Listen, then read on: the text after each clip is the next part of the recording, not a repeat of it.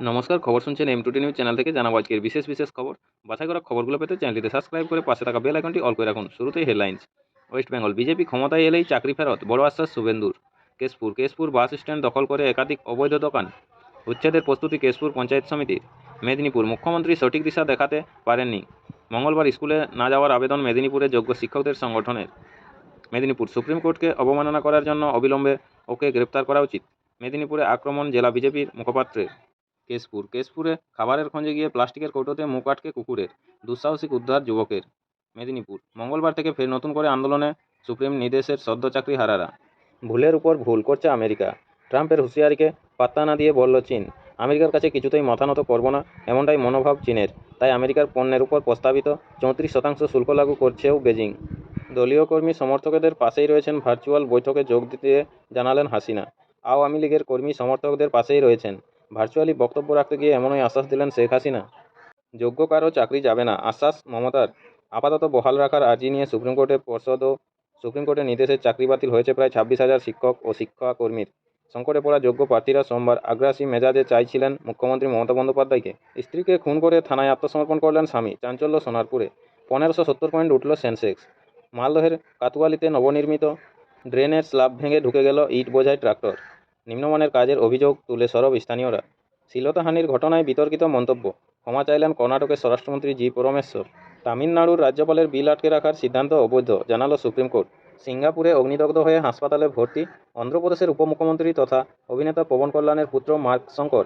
ওড়িশার পুরী ভুবনেশ্বর জাতীয় সড়কে যাত্রীবাহী বাসে অগ্নিকাণ্ড, ঘটনাস্থলে পৌঁছেছে পুলিশ ও দমকল। বেপরোয়া গতির জেরে ঘটল দুর্ঘটনা, বাস উল্টে জখম 25, মৃত 1। আজ মঙ্গলবার শহরে বজ্রবিদ্যুৎ সহ বৃষ্টির পূর্বাভাস। কেমন থাকবে শহরের আবহাওয়া জানতে আমাদের খবরটি শেষ পর্যন্ত শুনুন। হারা মামলা, বাবা হাইকোর্টেশ্বর শরণের মুক্তির আশা। বেসরকারি বাস ও মিনিবাস বন্ধ দুদিন, চরম দুর্ভোগ যাত্রীদের। বন্ধুর হাত পা বেঁধে কিশোরীকে নারকীয় নির্যাতন, গণধর্ষণে আমৃত্যু কারাদণ্ড 3 যুবকের। ওয়াকফ উত্তাল জম্মু ও কাশ্মীর বিধানসভা। পরশ পাথরের মতো খুঁজে প্রত্ন সামগ্রী সংগ্রহ করেন মৎস্যজীবী বিশ্বজিৎ সাহু। সড়ক সেতু উন্নয়নে 1400 কোটি টাকা ছাড়ল অর্থ দপ্তর। ব্যাঙ্কগুলির পরিচালন পর্ষদ থেকে কর্মী আধিকারিকদের ছেঁটে ফেলার উঠেছে প্রশ্ন। আপনারা এতক্ষণ শুনলেন আজকের শিরোনাম, আসবো বিস্তারিত খবরে।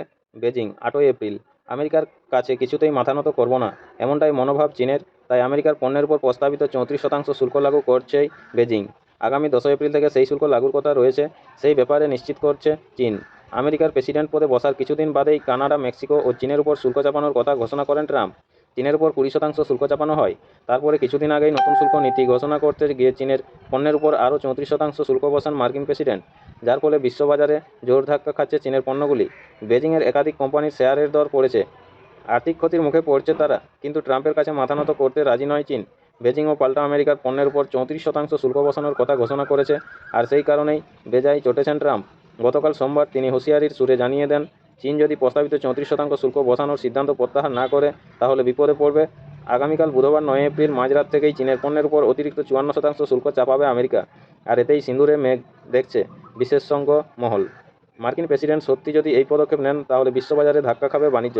চীনের উপর লাগু করা মোট শুল্কের পরিমাণ দাঁড়াবে 104%, যার ফলে আমেরিকার বাজার থেকে কার্যত মুছে যেতে পারে চীনে উৎপাদিত পণ্যগুলি। যদিও ট্রাম্পের হুঁশিয়ারিকে পাত্তা দিচ্ছে না বেজিং। এই বিষয়ে চীনের বাণিজ্য মন্ত্রক জানিয়েছে, আমেরিকা ভুলের উপর ভুল করছে, তাদের ব্ল্যাকমেল করার চরিত্রটি প্রকাশ্যে চলে আসছে। যদি আমেরিকার এই মনোভাবেই থাকে তবে আমরাও শেষ পর্যন্ত লড়াই করব। আপনাদের সকলকেই বলা হচ্ছে, যারা নিয়মিত গুরুত্বপূর্ণ খবরগুলো শুনতে চান আমাদের চ্যানেলটি সাবস্ক্রাইব করে রাখুন। ফিরে আসবো খবরে। ঢাকা 8 এপ্রিল, আওয়ামী লীগের কর্মী সমর্থকদের পাশেই রয়েছেন, ভার্চুয়ালি বক্তব্য রাখতে গিয়ে এমনই আশ্বাস দিলেন শেখ হাসিনা। তিনি এও জানিয়েছেন, তার দলের নেতা থেকে কর্মীদের উপর যারা অত্যাচার চালিয়েছে, অন্যায় করেছে, তাদের সকলেই শাস্তি হবে। তিনি নিজেই দেশে ফিরে শান্তি দেবেন বলে প্রতিশ্রুতি দিয়েছেন আওয়ামী লীগের নেত্রী। গতকাল সোমবার রাতে একটি ভার্চুয়াল আলোচনায় যোগ দিয়েছিলেন মুজিব কন্যা। 1 ঘণ্টারও বেশি সময় ধরে চলে সেই আলোচনা, যাতে দলীয় কর্মী সমর্থকদের সমস্যার কথা শোনেন শেখ হাসিনা। সেখানেই তিনি বলেন, আমরা আমাদের প্রতিপক্ষের সঙ্গে এমন ব্যবহার করিনি, কিন্তু ইউনূস ক্ষমতাকে কুক্ষিগত করার জন্য এই সব করছে। তিনি আরও বলেন, যারা এই জঘন্য কাজ করছে তাদের বিচার বাংলাদেশে হতেই হবে, সেটি আমরা করবই। শহীদ পরিবারদের বলবো, আপনারা ধৈর্য ধরুন। গত বছরের 5ই আগস্ট প্রধানমন্ত্রীর পদ থেকে ইস্তফা দিয়ে বাংলাদেশ ছাড়েন শেখ হাসিনা। তারপর থেকেই তিনি ভারতে রয়েছেন বলে বারবার দাবি করা হয় বাংলাদেশের তত্ত্বাবধায়ক সরকারের তরফে। বাংলাদেশ ছাড়ার পর থেকেই ভার্চুয়ালি সমস্ত বৈঠকে যোগ দিচ্ছেন হাসিনা। গতকালও তাই দলীয় কর্মসূচিতে ভার্চুয়ালি যোগ দেন। রাজনৈতিক বিশেষজ্ঞদের মতে বাংলাদেশের সাধারণ নির্বাচন চলতি বছরেই অনুষ্ঠিত হতে চলেছে, তার দিনে ঘোষণা করতে পারে বাংলাদেশের নির্বাচন কমিশন। তাই সেই ভোটে ঝাঁপিয়ে পড়তে চান হাসিনা। সেই কারণেই দূর থেকে হলেও নিজের দলের কর্মী সমর্থকদের পাশে থাকার চেষ্টা করছেন হাসিনা, যাতে তাদের মনোবল বৃদ্ধি পায়। আসবো পরবর্তী খবরে। কলকাতা সুপ্রিম কোর্টের নির্দেশে চাকরি বাতিল হয়েছে প্রায় 26,000 শিক্ষক ও শিক্ষাকর্মী। সংকটে পড়া যোগ্য প্রার্থীরা সোমবার আগ্রাসী মেজাজে চাইছিলেন মুখ্যমন্ত্রী মমতা বন্দ্যোপাধ্যায়কে। ঠিক তাই হলো নেতাজি ইন্ডোর স্টেডিয়ামে চাকরি বাঁচানোর বরাভয় থেকে শুরু করে তথাকথিত চাকরিখোরদের প্রতি তীব্র আক্রমণ সবাই উঠে এলো তার গলায়। কোনো রাগঢাক না রেখে তিনি বলে দিলেন, আমি বেঁচে থাকতে কেউ আপনাদের চাকরি কেড়ে নিতে পারবে না, যোগ্য কারও চাকরি যাবে না, কাল থেকে স্কুলে যান, বাকিটা আমরা বুঝে নেব। শিক্ষক শিক্ষিকাদের কলেজের জোর বেড়ে গেল। এসব আশ্বাস বাণীতেই ঝুলে পড়া কাঁধ অনেকটাই উঁচু করে স্টেডিয়াম থেকে বেরোলেন তারা। এসব যে স্রেফ কথার কথা নয়, তার প্রমাণ এদিনও মিলেছে। সরকারের সবুজ সংকেত পেয়ে সুপ্রিম কোর্টে আবেদন জানিয়েছে মধ্যশিক্ষা পর্ষদ। যতদিন না নতুন নিয়োগ হচ্ছে বা অন্তত এই শিক্ষাবর্ষ পর্যন্ত শিক্ষক শিক্ষাকর্মীদের যাতে বরখাস্ত না করা হয় সেই আপিল করা হয়েছে। পর্ষদের যুক্তি, এমনটা না হলে ভেঙে পড়বে শিক্ষা ব্যবস্থা, আর তাতে ক্ষতিগ্রস্ত হবে পড়ুয়ারাই। স্বয়ং মুখ্য সচিব মনোজ পন্ত, শিক্ষা সচিব বিনোদ কুমার এবং আইনজ্ঞদের নিয়ে তৈরি করা হয়েছে একটি বিশেষ টাস্ক ফোর্স। যোগ্যদের চাকরি বাঁচাতে সমান্তরালভাবে রাজ্য সরকার যে আইনি প্রক্রিয়া শুরু করেছে সেখানে নজরদারি চালাবে তারা। এদিন স্টেডিয়াম ঘিরে ছিল পুলিশের নিশ্ছিদ্র প্রহরা। যদিও বাইরে শিক্ষক ও শিক্ষাকর্মীদের একাংশ গোলমাল বাধায় মুখ্যমন্ত্রীর সভায় যোগ দিতে যাওয়া শিক্ষকদের প্রবেশপত্র কেড়ে নেওয়া, হেনস্থা ইত্যাদি চলে। তবে খানিকক্ষণের মধ্যে পরিস্থিতি নিয়ন্ত্রণে আনে পুলিশ। সভাতেও তাদের কেউ কেউ ফাঁকতালে ঢুকে পড়ে গোলমাল পাকানোর চেষ্টা করেন। সেই চেষ্টা সফল হয়নি। মুখ্যমন্ত্রী এবং দায়িত্বে থাকা পুলিশকর্মী আধিকারিকরা ঠান্ডা মাথায় তা সামাল দেন। এদিন মমতা বন্দ্যোপাধ্যায় একদিকে যেমন শিক্ষকদের আশ্বাস দেন, তেমন ওই চাকরি বাতিলের নির্দেশের জন্য কাঠগড়ায় তোলেন BJP MP Abhijit Gangopadhyay, CPM নেতা বিকাশ রঞ্জন ভট্টাচার্যকে। কখনো নাম নিয়ে কখনো নাম না নিয়ে বিদ্ধ করেন তাদের। সমালোচনায় উদ্বৃত্ত করেন রবীন্দ্রনাথ ঠাকুরের প্রশ্ন কবিতাও। তিনি আরও বলেন, সরকার কাউকে ক্ষতিগ্রস্ত হতে দেবে না, যোগ্যদের চাকরি ফেরানোই আমাদের অগ্রাধিকার। পরে আদালতের চোখে অযোগ্যদের বক্তব্যও শোনা হবে। 2 মাসের মধ্যে সমস্যা সমাধানের চেষ্টা করব। গোটা বিষয়টিতে সুপ্রিম কোর্টের যে কোনো ভুল নেই, তা এদিন বারবার বলেছেন মুখ্যমন্ত্রী। তার মতো একটা শ্রেণী একনাগাড়ে রাজনৈতিক এবং ব্যক্তিগত স্বার্থসিদ্ধির জন্য কাজ করে গিয়েছে। বিচারের মূলনীতি মনে করিয়ে মমতা বলেন, হাজার হাজার দোষী ছাড়া পেলেও একজন নিরপরাধ যেন শাস্তি না পান, এটাই জেনে এসেছি। তাহলে যারা নিয়ম মেনে চাকরি পেয়েছেন তাদের চাকরি কেন বাতিল করা হলো? হাততালির ঝড় ওঠে গোটা স্টেডিয়ামে। চাকরি বাতিল হওয়া শিক্ষক শিক্ষাকর্মীদের আপাতত স্কুলে স্বেচ্ছাশ্রম দিতে অনুরোধ করেন মুখ্যমন্ত্রী।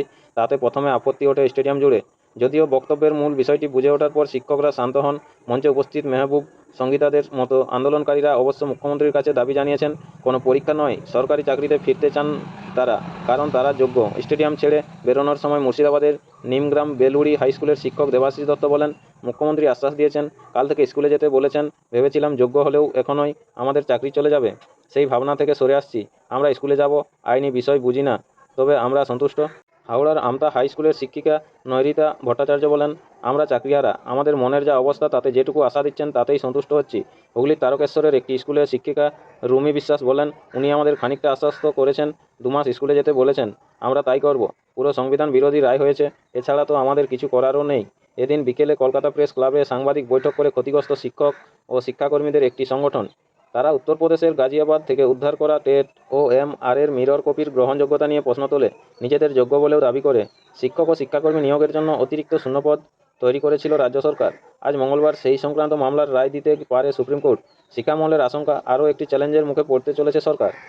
প্রতিদিন নিয়মিত গুরুত্বপূর্ণ খবরগুলো শোনার জন্য আমাদের চ্যানেলটি সাবস্ক্রাইব করে রাখুন। ফিরে আসবো খবরে। কালনা ফের বেপরোয়া গতির জেরে ঘটল দুর্ঘটনা, জখম হলেন 25 জন যাত্রী, মৃত 1। আজ মঙ্গলবার সকালে দুর্ঘটনাটি ঘটেছে পূর্ব বর্ধমানের কালনা থানার কল্যাণপুরের শ্রীরামপুর মোড়ে। জানা গিয়েছে, এদিন সকাল 7টা 30 মিনিট নাগাদ হুগলির পান্ডুয়া থেকে কালনার দিকে আসছিল একটি বাস। ওই বাসটিতে ছিলেন কমপক্ষে 30 জন যাত্রী। আচমকাই কল্যাণপুর পঞ্চায়েতের শ্রীরামপুরে মোড়ের কাছে বাসটি নিয়ন্ত্রণ হারিয়ে উল্টে যায়। দুর্ঘটনার জেরে চিৎকার করতে থাকেন ওই বাসে থাকা যাত্রীরা। সেই চিৎকার শুনে উদ্ধার করতে যান স্থানীয়রা। জখম অবস্থায় 25 জনকে উদ্ধার করে কালনা সুপার স্পেশালিটি হাসপাতালে ভর্তি করা হয়েছে। সেখানেই জখমদের চিকিৎসা চলছে। এই দুর্ঘটনার ফলে একজনের মৃত্যু হয়েছে। খবর পেয়ে দুর্ঘটনাস্থলে পৌঁছয় পুলিশ। সূত্রের খবর, জখম যাত্রীদের মধ্যে 2 জনের অবস্থা আশঙ্কাজনক। দুর্ঘটনাগ্রস্ত বাসটি পান্ডুয়া কালনা রুটের। পুলিশ জানিয়েছে, দ্রুতগতিতে যাচ্ছিল বাসটি, আচমকাই নিয়ন্ত্রণ হারিয়ে উল্টে যায়। তদন্ত শুরু হয়েছে। এদিকে এই দুর্ঘটনার জেরে কালনা পান্ডুয়া রোডে বেশ কিছুক্ষণ তীব্র যানজটের সৃষ্টি হয়। দেখে নেব আজকে শহরের আবহাওয়ার হালচাল কী রয়েছে। তীব্র দাবদাহে পুড়ছে দক্ষিণবঙ্গ থেকে শহর, গরমে নাজেহাল আমজনতা। তবে আজ মঙ্গলবার শহরে ঝড় বৃষ্টির পূর্বাভাস জারি করেছে আলিপুর আবহাওয়া দপ্তর। তাই এদিন শহরে কিছুটা হলেও কমতে পারে তাপমাত্রা। আজ মঙ্গলবার সকালে শহরের সর্বনিম্ন তাপমাত্রা ছিল 27.1 ডিগ্রি সেলসিয়াস। যা স্বাভাবিকের থেকে 1.9 ডিগ্রি বেশি। গতকাল সোমবার শহরের সর্বাধিক তাপমাত্রা ছিল 34.6 ডিগ্রি সেলসিয়াস, যা স্বাভাবিকের থেকে 0.6 ডিগ্রি কম। এদিন শহরে সর্বাধিক তাপমাত্রা থাকতে পারে 35 ডিগ্রি সেলসিয়াসের ঘরে। আজ সকালে শহরের আকাশ পরিষ্কার থাকলেও দুপুর বা বিকেলের দিকে আংশিক মেঘলা হতে পারে। সেই সময়ে বজ্রবিদ্যুৎ সহ ঝড় বৃষ্টির সম্ভাবনা রয়েছে। তবে আগামী বৃহস্পতিবার থেকে দক্ষিণবঙ্গে বৃষ্টির পরিমাণ বাড়তে পারে, এমনটাই পূর্বাভাস হাওয়া অফিসের। দক্ষিণ বঙ্গোপসাগরে একটি নিম্নচাপ অবস্থান করছে, যার ফলে বৃষ্টির সম্ভাবনা রয়েছে। তবে নিম্নচাপটির অভিমুখ কোন দিকে হবে সেই বিষয়ে কিছুই জানায়নি আলিপুর আবহাওয়া দপ্তর। গত 24 ঘন্টায় শহরে কোথাও বৃষ্টি হয়নি। নমস্কার, এখনকার স্থানীয় সংবাদটি এই পর্যন্তই। পরের সংবাদটি পেতে চ্যানেলটিতে সাবস্ক্রাইব করে পাশে থাকা বেল আইকনটি অল করে রাখুন। সবাই ভালো থাকুন, সুস্থ থাকুন। দেখা হচ্ছে পরের আপডেট খবরে। ধন্যবাদ।